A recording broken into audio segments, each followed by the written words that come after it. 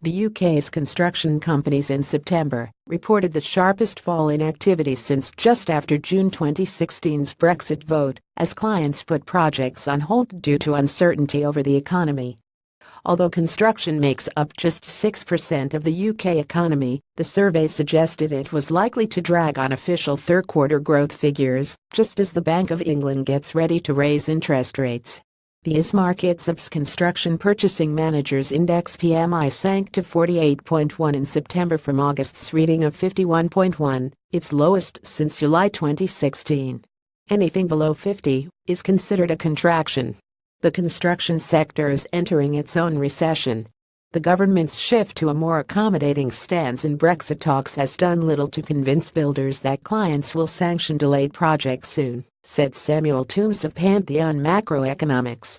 IS Market said the prospect that the Bank of England will raise rates next month for the first time in a decade was also a factor behind slower house building.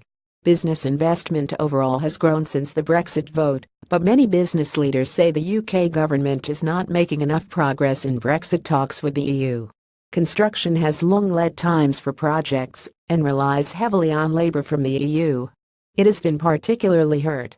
Expectations for the future were at their second lowest level since 2013, the survey also showed.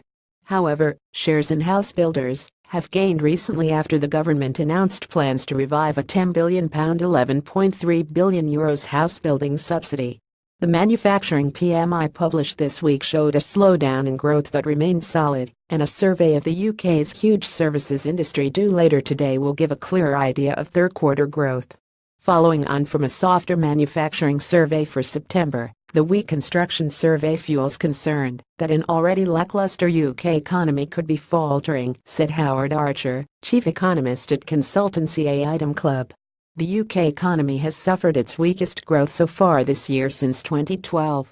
Meanwhile, the Bank of England said Brexit poses risks to the ability of UK firms to borrow from EU banks and to some clearing activity which might have to relocate from London once the UK leaves the EU.